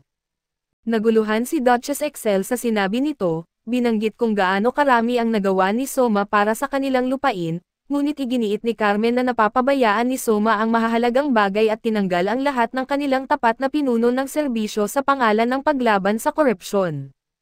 Wala sa intensyon ng duke na mamumuno bilang hari at nais lamang niyang maibalik ang dating hari dahil sa kanyang tapat na paglilingkod sa hari. Ang isa pang duke na pinangalan ng Castor, ay handa ring magrebelde laban kay Soma at nananawagan para sa digmaan bago pa man tuluyang mahalin si Soma ng lahat. Babala ni Excel sa kanilang dalawa na ang ibang kaharian tulad ng Amonia ay maaaring gamitin ang kanilang pag-aalsa laban kay Soma upang lusubin ang kaharian. Ngunit sinabi ni Castor na handa ang Amonia na magpadala ng tulong laban kay Soma. Hindi kumbinsido si Duchess dahil naniniwala siyang nagpadala rin ang Amonia ng katulad na alok kay Soma, dahil sa gusto nilang magdulot ng kalituhan para makasalakay sa Elf Raiden habang ang kanilang mga sundalo ay nasa labanan. Biglang pumasok si Carla at ito ang anak na babae ni Castor. Ito'y pumasok sa silid at idineklara na kung lalaban ang kanyang ama kay Soma, siya ay lalaban sa tabi niya anuman ang mangyari at natutuwa si Gas at ito ang mapanlinlang na pinuno ng Amonia. nang marinig na tinanggap ni Carmen ang kanyang imbitasyon na labanan si Soma. Tinawag niya itong matandang hangal dahil magdudulot ito ng kalituhan sa pagpapadala ng tulong kay Carmen para labanan si Soma at pagpapadala ng tulong kay Soma para labanan si Carmen, tulad ng hinala ni Lady Excel. Sinusuportahan siya ng kanyang anak na lalaki na si Prince Julius, ngunit ang kanyang anak na babae na si Princess Rora ay hindi sumusuporta sa kanilang plano at naiinggit lamang sa lupain ng Elf Raiden na patuloy na umuunlad. Sa palas ay kumonsulta si Soma kay Heikiya tungkol sa isang panukalang plano na gumamit ng dahas upang protektahan ang kanilang kaharian. Noong una ay tutol si Soma sa paggamit ng malupit na mga hakbang, ngunit ang mga huling salita ng kanyang lolo ay umalingaw-ngaw sa kanyang tenga kaya pinili niyang protektahan ang mga itinuturing niya ngayon na kanyang pamilya ng may determinadong tono. Iniutos ni Soma na simulan nila ang kanilang plano sa pagsupil. Sa kabilang banda, iniutos ni Gaas sa kanyang hukbo na salakayin ang teritoryo ng Elf Raiden, partikular na ang makasaysayang lungsod ng Altamura at habang inaakala niyang makikipaglaban si Soma laban sa mga duke. Sinabi ni Gaas na ito na ang tamang panahon para mabawi nila ang lupain na ninakaw mula sa kanilang mga ninuno 50 taon na ang nakalilipas, ngunit bago niya matapos ang kanyang magandang talumpati, biglang pumasok si Ministro Colbert at pinigilan siya at nagmakaawa na huwag magsimula ng digmaan dahil ito ay maglulubog sa mga tao sa kagutuman. Ngunit lumakad si Gaas ng may pagmalaki at sinipa ang kawawang lalaki sa mukha. Paalala pa rin ni Ministro sa kanya na sila ay nasa ilalim ng Mankind Act dahil pumirma sila sa isang kasunduan, ngunit masyadong matigas ang ulo ni Gaas at ng kanyang anak upang makinig kay Colbert kaya't binaliwala nila ito. Lumabas si Colbert na parang nanggagaling sa isang boxing ring at nakasalubong niya ang anak na babae ni Gaas sa daan, na nagsabi sa kanya na plano niyang tumakas sa kaharian at dapat siyang maghanda sakaling magkagulo. Bago pa niya nalaman ay nagpaalam na siya at samantala ay ipinatawag ni Soma si Liz upang hilingin sa kanya ang isang espesyal na pabor. Nag-video chat siya sa tatlong duke at pagkatapos ng mga pagpapakilala, sinabi niya sa kanila na kung ipagpapatuloy nila ang pag-aalsa laban sa kanya ay mapipilitan siyang kilalanin sila bilang mga traidor. Tinanong siya ni Excel kung ano ang kanyang mga intensyon tungkol sa duchy at sinabi niya na nais niyang pag-iisahin ang kani-kanilang mga hukbo, sa ilalim ng kanyang utos nang walang intensyon na saktan sila ng paisa-isa. Ngunit tutol dito si Castor dahil natatakot siya na baka magdulot ito ng korupsyon, kaya sinabi ni Soma sa kanya na ang pag-iisa ng mga hukbo ay magbibigay sa kanila ng mas magandang pagkakataon na manalo laban sa kanilang mga kalaban na kaharian tulad ng Idonia, at sinubukan niyang kumbensihin si Castor na hindi niya hahayaang maghasik ng korupsyon sa ilalim ng kanyang pamumuno. Binanggit ni Soma sa kanya na humingi ng hustisya sa kanya kung siya ay mabibigo at maging isang korap na hari at sa dulo ng kanilang argumento, ipinahayag ni Lady Excel ang kanyang katapatan at ng kanyang buong hukbo kay Soma, ngunit nanindigan sina Castor at Carmen sa kanilang desisyon, sinasabing ang nakaraang hari ay hindi sila kinonsulta bago ipasa ang trono kay Soma. Dagdag pa ni Castor na hindi siya sasama sa puwersa ni Carmen at mas pipiliin niyang manatiling neutral. Nang sa wakas ay nagsalita si Carmen, sinabi niya kay Soma na matatag siya sa kanyang desisyon dahil kailangan niyang panindigan ang kanyang pride bilang isang mandirigma. Pagkatapos ng ilang mainit na palitan ng mga salita sa duke, nagbigay si Soma ng isang kahilingan at hinihiling niya kina Carmen at Castor na sumang-ayon na kung sino man sa kanila ang matalo, ang kanilang mga lalaki ay magiging tapat sa mananakop. Sa wakas ay ginupit ni Liz ang kanyang buhok habang nanunood pa rin ang mga duke. Ipinapakita ang kanyang determinasyon na lumaban sa tabi ni Soma at lumitaw si Juna sa tabi ng Duchess at pinasalamatan siya ni Soma dahil siya ang dahilan kung bakit nasa gilid niya si Excel. Tiniyak din ni Liz sa kanya na mayroon siyang buong suporta ng iba pa at sa araw ng labanan, sumigaw si Gaas ng sigaw ng labanan para sa kanyang hukbo na simulan ang kanilang sorpresang pagsalakay sa lungsod ng Aliden. Dumating siya kasama ang kanyang hukbo sa Altamura at Alan, kung saan inutusan niya ang isa sa mga duwag na Panginoon ng lungsod na buksan ang mga gate ng lungsod, nagmakaawa at humingi ito ng kaunting oras pa dahil nahahati ang Forbidden Army sa isang grupo na nagmamahal kay Gaas at isa pang hindi magdadalawang isip na durugan ang kanyang bungo. Kaya pinayuhan siya ng kanyang anak na lalaki na si Julius, na ilin lang ang bantay kaya nangako siyang hindi sasaktan ang anumang miyembro ng Forbidden Army kung papayagan ng sundalo na makapasok ang kanyang hukbo. Ngunit balak talaga ni Gaas na patayin ang lalaki pagkatapos niyang buksan ang mga gate. Samantala nakapagtayo na si Soma ng isang kuta sa pasukan ng kanyang kaharian sa tulong ng Earth Magic ni Ki, at ng pagsisikap ng iba pang manggagawa sa konstruksyon at ngayon, ginagawa ng kalaban na hukbo ang lahat upang wasakin ang mga pader kaya lumipat sila mula sa paggamit ng mga pana at palaso patungo sa paggamit ng malalaking kanyan. Nang pinaputukan nila ang mga ito, lumikha ang kanilang mga kanya ng mga yupi sa mga pader ng kuta at hiniling ni Hal kay Ki na gamitin ang ilan sa kanyang mahika upang harangin ang mga atake, ngunit sinabi niyang hindi niya magagawa dahil nagamit na niya ang lahat ng kanyang mahika sa pagtatayo ng mga pader. Sa tamang oras, isang dark elf na nagngangalang Sir ang lumitaw mula sa wala at pinaputok ang isang arrow sa isa sa mga kanyan at hinati ito kaagad. Ipinaabot niya ang kanyang pasasalamat kay Hal dahil sa pagligtas sa kanyang anak mula sa mga guho ng pagguho ng lupa, at sinabi niyang magiging katulad siya ni Hal paglaki at bagay na medyo nakakainis sa kanya.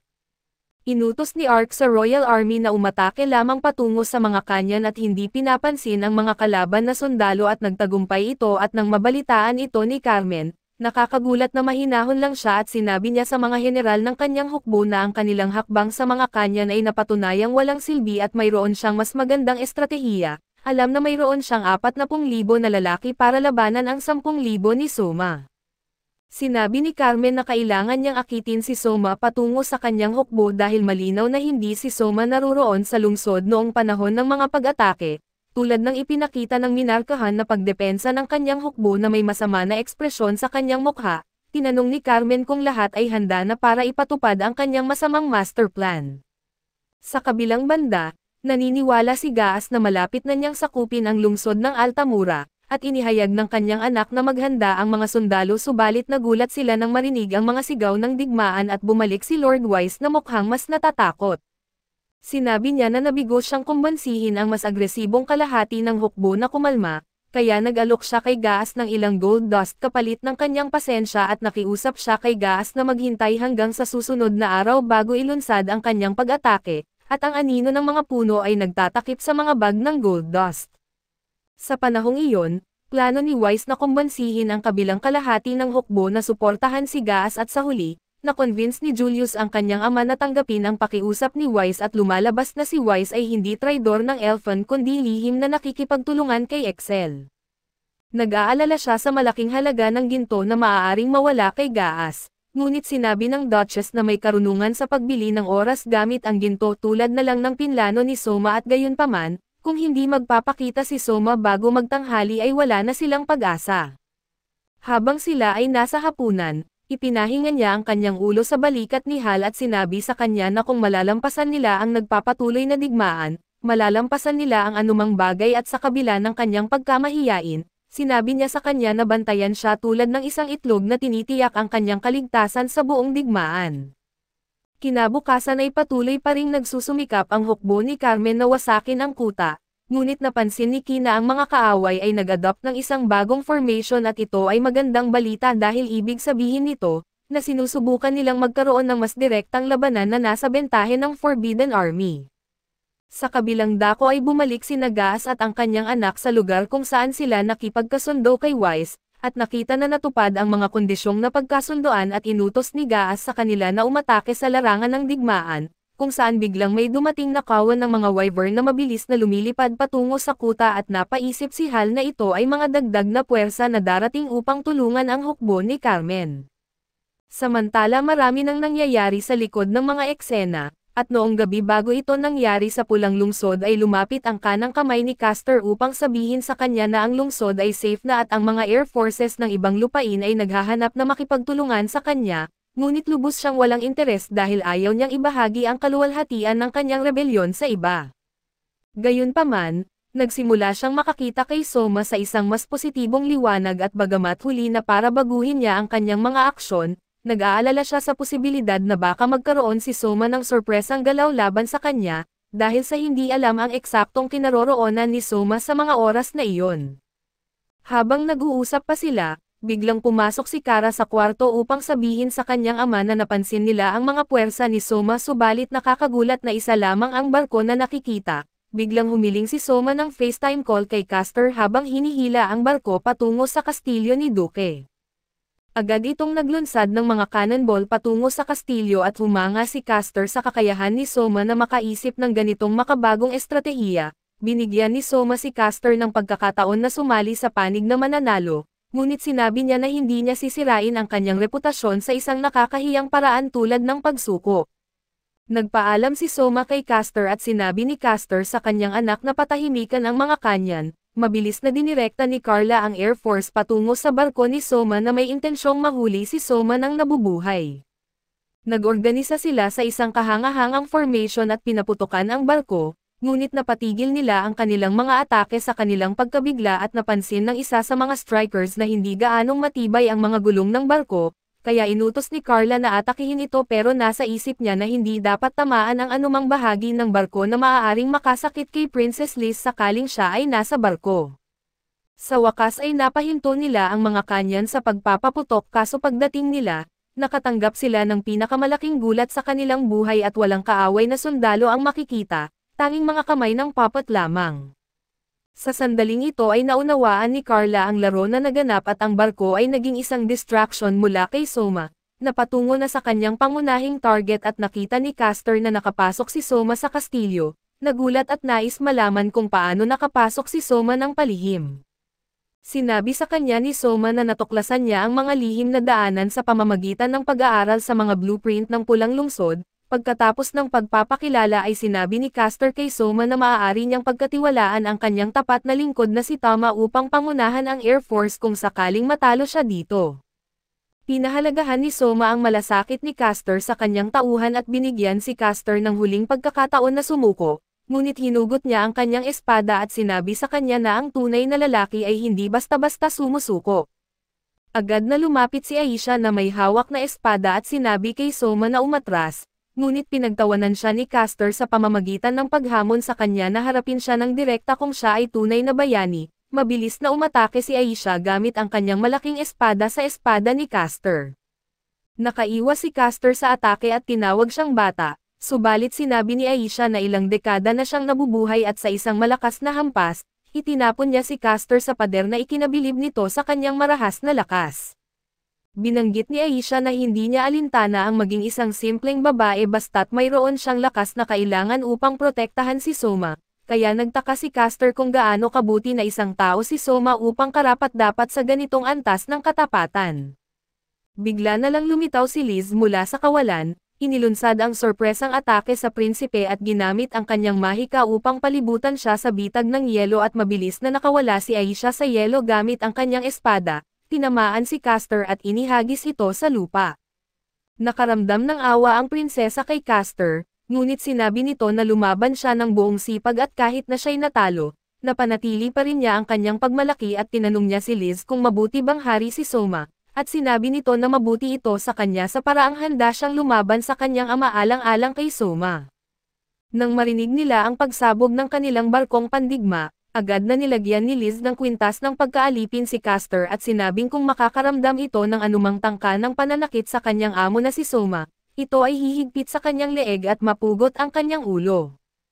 Hindi nagtagal ay pumasok si Carla at nagulat sa nakita niyang ama na nakahandusay sa sahig na may suot na kwelyo ng alipin at agad na kinuha ang kanyang espada. Mabilis na binalaan siya ni Liz tungkol sa kwelyo at sinabing kung gagawa siya ng kahit anong kalokohan laban kay Soma, ang kanyang ama ang magbabayad nito kapalit ng buhay.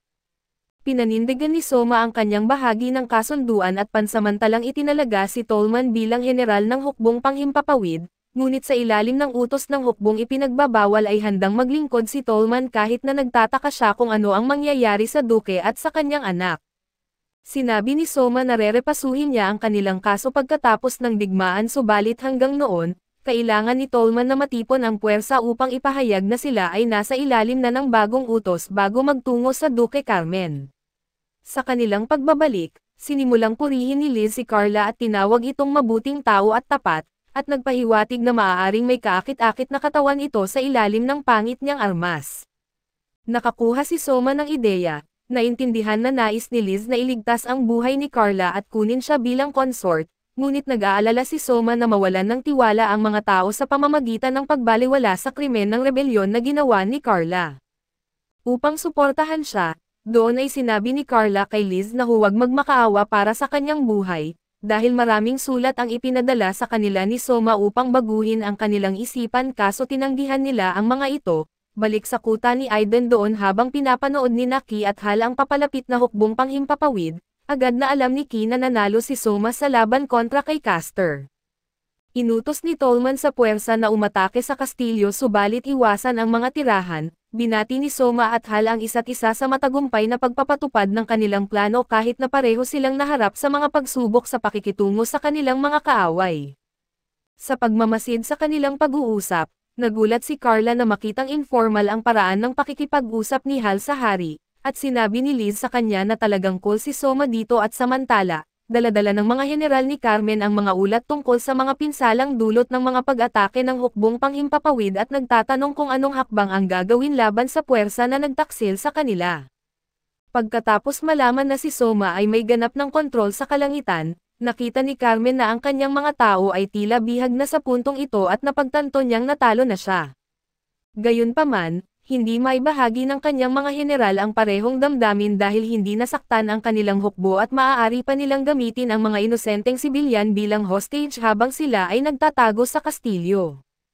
Nagulat si Carmen sa mga makasarili na suhestyon na ito at sa wakas ay naunawaan niya ang tunay na katangian ng mga general na kanyang pinoprotektahan. Ginugulat niya sila sa pamamagitan ng pagpapalagay ng mga kwelyo ng alipin sa kanilang leeg para kailanganin nilang magmakaawa kay Soma upang iligtas ang kanilang mga buhay. Hiniling din ni Carmen sa kanyang kanang kamay na maglagay ng kwelyo ng alipin sa kanyang leeg at ipahayag ang kanyang kabuoang pagsuko kay Soma. Nakarating ang balita kay Soma na itinaas ang bandila ng kapayapaan sa Randall at namangha ang tapat na tagasunod ni Soma, na natagpuan na ang digmaan ay natapos na ng ganoon kabilis. Makikita ang matandang Carmen na hawak ang isang mamahaling bote ng alak na ibinigay sa kanya ni Haring Albert. Binalak niyang magpakalasing kapag ikakasal na si Liz at sinabi niyang mas pinahahalagahan niya ang regalo na ito kaysa sa anumang bagay, ngunit ngayon alam niyang maaari siyang mahuli at hindi na makita ang araw na iyon. Sa kanyang pagnilay-nilay, biglang pumasok si Beowulf na may magandang balita. Sinasabing hindi inaatake ni Soma ang lungsod at dinala lamang niya ang hukbo ni Carmen kasama niya sa isang malayong destinasyon. Ikinatuwa ito ni Carmen kaya itinaas niya ang kanyang bote bilang parangal kay Soma at Liz. Naguluhan si Carla sa mga pangyayari kaya humingi siya ng paliwanag kay Soma at Liz. Sinabi nila sa kanya na ang buong bagay ay plano ni Duke Carmen at sinabi ni Soma sa kanya na hindi niya talaga intensyon na labanan ang Duke. Kaso ang tanging nasa panig niya mula pa sa simula ay ang Duchess sa pamamagitan ng relasyon ng kanyang apo kay Soma at sa kabila ng kakulangan ng suporta para sa marami. Nakagawa si Duke Carmen ng sorpresa sa kanyang sariling lihim na plano, upang malantad at harapin ang mga tiwaling opisyal sa kanyang hukbo kaya't nakabuti ito para sa kabuuan ng kaharian at humingi siya ng paumanhin kay Carla dahil sa kasamaang palad, hindi siya sinabihan tungkol sa lihim na plano sa takot na kung ito ay lumabas, ang sakripisyo ni Duke Carmen ay mawawalan ng kabuluhan. Sinabi ni Carla na naiintindihan niya ito pagkatapos marinig na inilagay ni Carmen ang kanyang buhay sa panganib para sa lahat ng ito na mangyari. Bumalik tayo sa Altamura kasama si Gaas at ang kanyang hangal na anak. Nagplano silang bigyan ng leksyon si Wise ngunit nagulat sila nang makita nila ang isang taong umaakyat sa pader at nagulat si Gaas na makita na ito ay ang Duchess. Makalipas ang ilang sandali, napagtanto niya na marahil ay naroon siya sa buong oras at nasa malapit na ugnayan kay Soma. Mabilis na naintindihan ng kanyang anak na sila'y naisahan at sinabi sa kanyang ama na kailangan nilang umatras agad. Biglang lumikha si Excel ng portal na nagpapakita kay Soma habang inaanunsyo niyang nanalo siya sa digmaang sibil at ngayon ay nasa buong kontrol na siya ng lahat ng sandatahang lakas. Inilantad din niya si Gaas sa pagsasamantala sa tunggalian para sa kanyang kapakinabangan sa pamamagitan ng pagtatangkang sakupin ang Altamura habang nagpapatuloy ang mga labanan, kaya idineklara niya ang digmaan kay Gaas at sinabi niyang ang hukbong ipinagbabawal ay papunta na sa kabisera ng idol niya upang sunugin ang lungsod sa lupa. Kumalat ang balita sa prinsesa ng Amonia na ang hukbo ng kanyang ama ay naambush sa kanilang pagbabalik upang depensahan ang lungsod at kalahati ng kanilang mga tauhan ay nawasak ng hukbong ipinagbabawal. Sina Julius at Gaas gayunpaman, nagawa nilang makakuha ng karagdagang bilang ng mga sundalo mula sa mga nakapalibot na nayon, ngunit sa oras na dumating sila sa kabisera ay naikot na ni Aliden ang lungsod at itinaas ang kanilang mga bandila at banner sa lahat ng dako.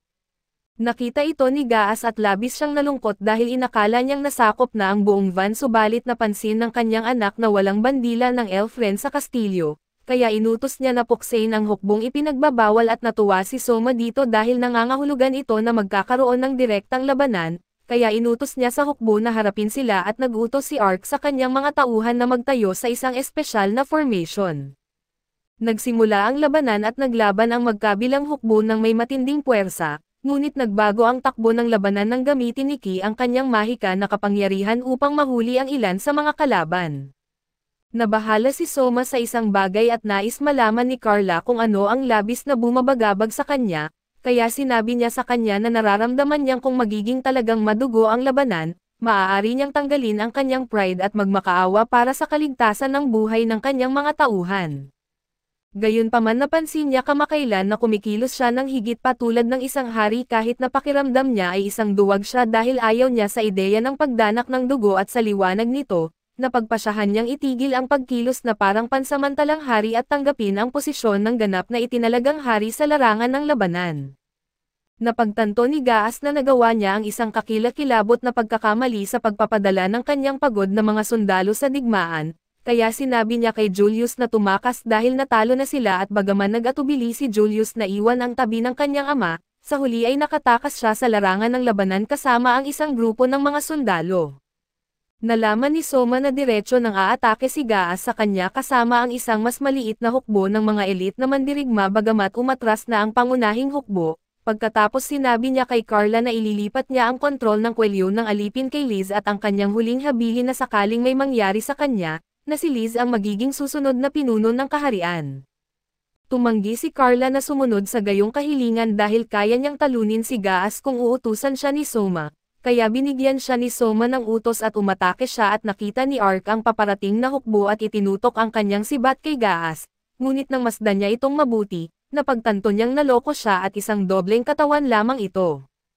Sa kabilang banda ay mabilis na nakita ni Carla si Gaas at inilunsad ang unang atake at madali itong naiwasan ni Gaas, na nagresulta sa isang patas na labanan dahil pareho silang malakas subalit biglang lumitaw ang manika ni Soma mula sa kawalan at tumama kay Gaas, na ikinatuwa niya dahil hindi niya maintindihan kung paano siya matatalo ng isang manika.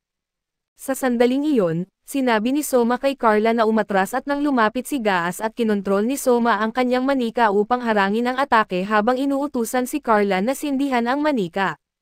Sumabog ito pagkatapos masindihan si Gaas, at tumakbo si Soma upang tingnan kung ayos lang si Carla subalit siya'y nabahala na nasa larangan siya ng labanan, na maaaring magdulot ng malaking kalungkutan kay Liz. Nakakagulat. Lumabas si Gaas mula sa apoy at muling sumugod kay Soma kahit hindi siya nasa pinakamahusay na kalagayan, habang papalapit siya, pinaputukan siya ng maramihang mga panang ngunit hindi ito nagpahinto sa kanya mula sa paghagis ng kanyang espada kay Soma. Sa kabutihang palad, ilang pulgada lamang ang layo ng espada mula kay Soma at hindi siya nasaktan at sa huli, sumuko si Gaas at bumagsak na patay sa lupa at humanga si Soma sa ipinakitang katapangan ni Gaas at ng kanyang mga mandirigma. Kaya sinabi niyang dapat isama ang kanilang kwento sa mga libro ng kasaysayan. Binigyan si Prinsesa Rora ng malungkot na balita tungkol sa pagkamatay ng kanyang ama, kaya nag-iisa siyang nagluksa para sa kanyang hangal na matandang ama. Kinabukasan ay nalaman ni Liz na matagal nang pinaplano ni Soma na sakupin ang Idonia kaso nagulat siya na nagawa niyang panatilihing minimal ang mga kasiraan sa hangganan. Sinabi niya na pinayuhan siya ni Hakuya na huwag ililikas ang mga naninirahan sa hangganan dahil baka madaling mahuhulaan ng mga tropa ng Idiani ang kanyang susunod na hakbang. Pagkatapos sinabi niya kay Liz na nagplano siya ng peking pag-atake ng mga nakakatakot na halimaw para takutin ang mga naninirahan at mapipilitin silang lumikas mula sa lugar ng hindi nagpapalabas ng opisyal na paglikas. Ipinagbigay alam ni Ark kay Soma na umalis si Rore sa lungsod kasama ang ministro ng pananalapi at ilang opisyal, at si Julius naman ay umalis kasama ang ilang sundalo patungong kanluran. Kaya humiling si Soma sa ilang burokrata na akitin ang mga opisyal na bumalik sa lupain dahil mahalaga sila sa pag-unlad ng bansa. Ipinahayag ni Pancho na hindi sapat ang naimbak na pagkain sa kabangyaman ng lungsod subalit mayroon silang sagana sa mga armas. Sinabi ni Soma na ibebenta ang mga armas habang ang pagkain ay ipapamahagi ng pantay-pantay sa buong bansa hanggang sa maging stable ang sitwasyon. Kung kulang pa rin ang pagkain, magpapadala siya mula sa kanilang sariling kaharian bilang isang urgent na hakbang. Isang opisyal ang nagulat na nasa magandang espirito ang mga sundalong Aidan Ian, na magpapabilis sa pagkakasakop sa ibang mga lungsod ng kaharian, ngunit sinabi ni Soma na hindi siya sasakop ng iba pang lungsod dahil ayaw niyang humarap sa masyadong maraming problema mula sa imperyo. Sa katunayan, alam na niya na darating sila para sa kanya dahil nilabag niya ang tratadong pangkatauhan na ginawa para pag-isahin ang mga tao laban sa kaharian ng mga demonyo, sa pamamagitan ng paggamit ng lakas militar upang sakupin ang kabisera ng lungsod ng Van. Dahil ang amo niya ay lumagda sa tratadong iyon, maaaring pumunta sa matinding hakbang ang imperyo para mabawi ito mula sa kanya at nagtataka si Liz kung bakit hindi pa rin niya nilagdaan ang tratado matapos malaman kung ano ang mangyayari. Ngunit sinabi niya sa kanya na ang deklarasyon ay may lihim na kondisyon na maaaring magpahina sa imperyo sa hinaharap. Dahil sa digmaan ay maraming nagagalit at negatibo ang nararamdaman patungo sa kaharian ng Aiden, kaya nagtataka si Ark kung may plano si Soma para kumalma ang tensyon at sa pagkakataong ito ay ipinatawag ni Soma si Juna na talagang kaakit-akit sa kanyang uniformeng Navy, at sinabi niya na inimbitahan niya ito para isagawa ang susunod na yugto ng kanyang plano. Isang proyekto na tinawag na Laurey. Sa isang broadcast ay makikita ang isang newscaster na nagbalita tungkol sa mga pang-araw-araw na pangyayari sa kaharian ng Aiden at sa mga nakapaligid dito. Mukhang inorganisa ni Soma ang ilang uri ng entertainment show dahil si Ayesha ay nakasuot sa isang magandang damit, na medyo hindi siya komportable nang lumabas siya kasama si Soma sa screen. Namangha ang mga tao ng Idonia na makita na isang bata pa lamang ang lalaking tinalo si Gaas. Inanunsyo ni Soma na mag-host sila ng unang musical show ng Elfren, pagkatapos ay ipinakilala niya ang isang batang babae sa entablado at nagtanghal siya ng kanyang nakatutuwa na kanta, at si Juna naman ang susunod na magtatanghal. Habang nagpe-perform si Juna, hinihila ni Soma si Aisha sa tabi para sabihin sa kanya na inimbitahan niya ang isang sorpresa na bisita upang kumanta sa entablado pagkatapos, ngunit nais ni Soma na bantayan siya ni Aisha nang walang pag-alinlangan.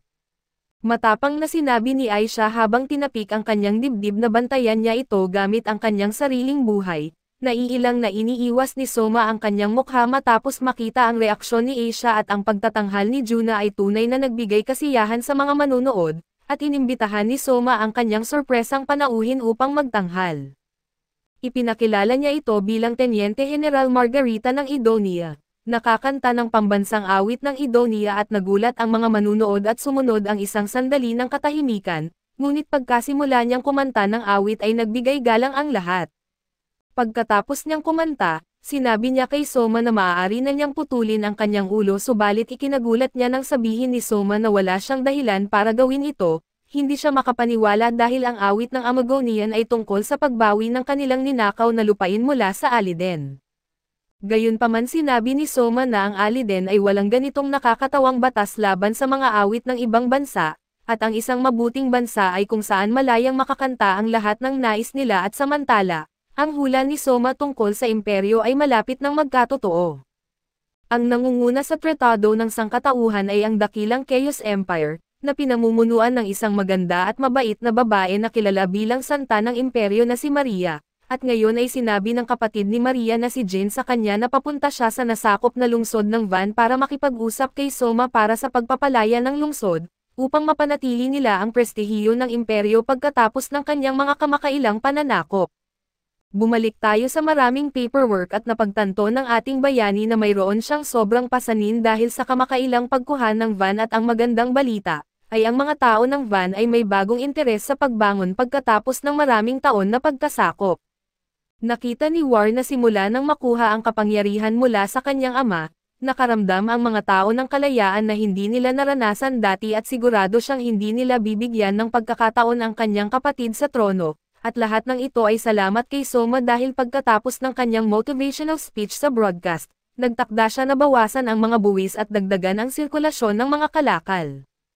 Plano niya na pagbayarin si Soma sa ginawa nito sa kabisera at sa kanyang pamilya. Napag-alaman ni Soma na may paparating na hukbo sa kanilang direksyon, kaya hiniling niya na panatilihing updated siya kung may mangyari. Sa sandaling iyon, sumama sa kanya si Pancho na may daladalang nakakabighaning liryo na may mga epektong hallucinatory, ngunit higit sa lahat, nagtataglay ito ng mga ugat ng liryo na pagkain ng may malaking halaga. Gayunpaman upang anihin ang mga ugat ay ginamit ang mga Aradin na kilala bilang adik sa hallucinatory effects ng Lirio.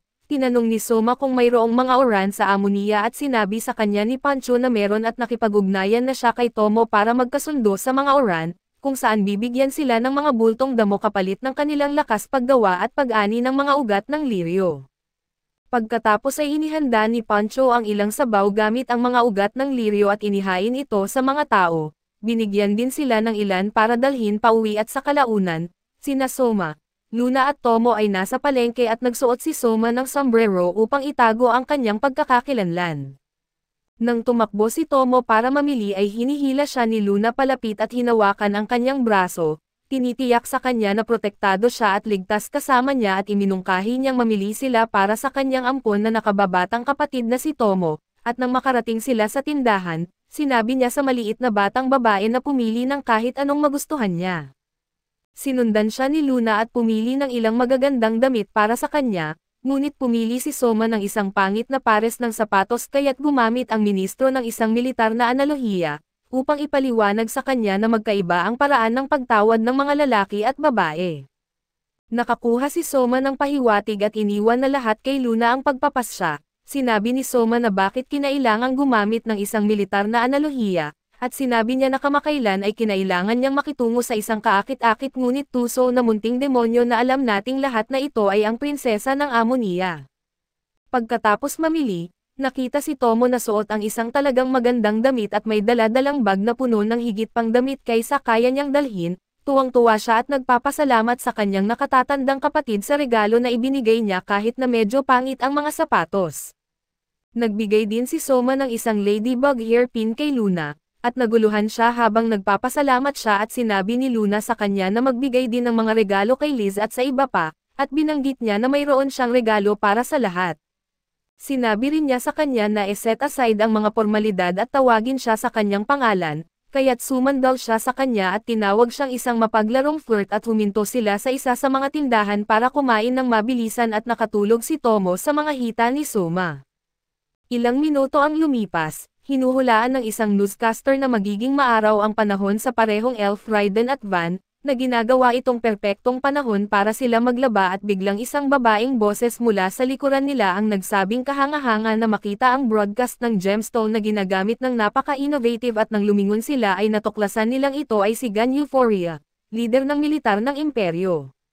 Nakita niyang na-overpower ng kanyang mga gwardya si Soma. Sinabi niya na siya ay napupuno ng labis na tapang para maglakad lang sa kanyang teritoryo. Lumapit si Luna para protektahan si Soma kaso sinabi nito na walang masamang intensyon, at dumating lang siya para kumpirmahin kung totoo ang lahat ng chismis na kanyang narinig tungkol kay Somo. Dagdag pa niya na narinig niya na si Soma ay isang matalino na pinuno na nakapagbago sa sitwasyong pang-ekonomiya ng isang bangkaroteng kaharian, naglabas ng pangmatagalang solusyon sa problema sa kakulangan ng pagkain sa pamamagitan ng paggamit ng malikhaing paraan para ihanda ang mga pagkaing karaniwang hindi gusto ng mga tao. Pagkatapos, sinabi niya na narinig din niya na siya ay isang pathological na chicks boy na sa kabila ng pagiging nakatali sa anak ng dating hari, ay patuloy pa rin itong nagtitipon ng pinakamagagandang babae ng kaharian at lumilikha ng isang royal harem kasama nila. Hindi nagulat si Luna at kahit na tumawa pa dahil narinig din niya ang parehong chismis, ngunit ang ating pinakamamahal na bayani ay napipi sa pagkakilala sa uri ng reputasyon na mayroon siya. Sinabi sa kanya ni Jin na kung mali ang mga chismis ay hindi magtatagumpay ang kanyang plano dahil balak niyang gamitin ang kanyang magandang kapatid na babae para makiusap sa kanya na palayain ang kaharian ng Idonia pagkatapos malaman ang kahinaan niya sa magagandang babae. Nagulat si Soma na handang gamitin ni Jin ang isang tao at ito ang kanyang kapatid na kilala pa bilang santo ng imperyo para maisakatuparan ang ganitong plano at gayunpaman, sinabi sa kanya ni Jin na ayaw ng kanyang kapatid na tawaging santo dahil malayo ito sa pagiging santo si Maria. Gayunpaman, hindi inaalintana ni Maria ang titulo kung ito ay magkakaroon ng kanais-nais na epekto sa mga kabataang lalaki tulad ni Soma. Narinig ito at naisip ni Luna na magbigay ng sarili niyang nakakatawang titulo, ang songstress ng stress at tinanong pa si Soma kung ano ang palagay niya sa pangalan. Pagkatapos ng ilang sandali, sinabi ni Jin kay Soma na siya ay isang nakakaaliw na hari na nakakasundo ng maayos ang kanyang mga opisyal, na sapat na patunay na ang kanyang kaharian ay talagang matatag. Binanggit pa ni Jin sa kanila na dahil sa parehong dahilan kaya tinawag ang kanyang kapatid na si Maria bilang isang banal, bagaman lahat ay nagpapanatili ng malusog na distansya mula sa kanya. Gayon din si Maria ay lubos na nakatuon sa kanyang mga tungkulin na pantay-pantay ang pagtrato niya sa lahat, at ito ang dahilan ng kanyang pagkakasangkot at paghingi ng pagpapalaya ng amo niya dahil kung hindi, wala siyang makukuhang benepisyo mula sa pagtulong sa kanila. Nakita ni Jin na cool ang bagay sa pagbo-broadcast ng balita kaya humingi siya ng pahintulot kay Soma na gumawa ng katulad nito sa kanyang bansa. Nagtaka siya kung paano niya naisip ang ganitong makabagong paraan upang gamitin ang broadcast ng gemstone, kaya sinabi ni Soma na ito ay talagang pangkaraniwang bagay sa mundo kung saan siya nagmula.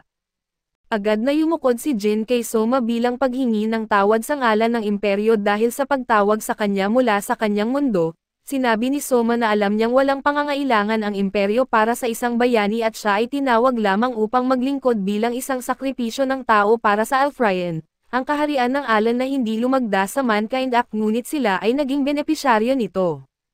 Gayunpaman, dahil sa pagliit ng estado ng kanilang ekonomiya, hindi nila kayang mag-ambag ng kasing dami ng mga katabing kaharian kaya kinailangan nilang tawagin ang isang bayani bilang sakripisyo sa mga demonyo upang ipakita na sila ay seryoso sa kanilang ginagawa.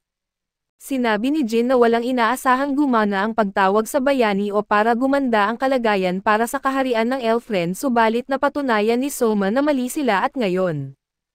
Ang tanging hangad ni Soma ay protektahan ang kanyang bagong tuklas na pamilya at umaasa siya na tatanggapin ni Jin ang kanyang jurisdiction sa lupain ng amo niya, ngunit sinabi niya na mayroon din siyang pamilyang dapat protektahan kaya sinabi ni Soma na kailangan nilang makipagnegosasyon para makarating sa isang kasunduan. Umaasa si Jane na magiging madali si Soma sa kanya at agad na lumakad palayo, na parang ang tinatawag na negosasyon ay hindi magiging kasing dali ng inaasahan. Pagbalik nila sa kastilyo, masayang ipinakita ni Tomo ang kanyang bagong damit at binigyan ni Soma si Aisha ng lipstick na binili niya para sa kanya. Nasasabik si Aisha sa kanyang regalo at nangako na maging mas babae para sa kanyang mahal na hari. Habang pinapanood ni Liz ang lahat ng ito, napuno siya ng inggit hanggang sa binigyan siya ni Soma ng magandang kwintas na bagay sa kanya at habang pinapanood ni Soma ang kanyang pamilya na nagbabahagi ng saya at tawanan, lalo niyang pinagtibay ang kanyang determinasyon na protektahan sila sa abot ng kanyang makakaya.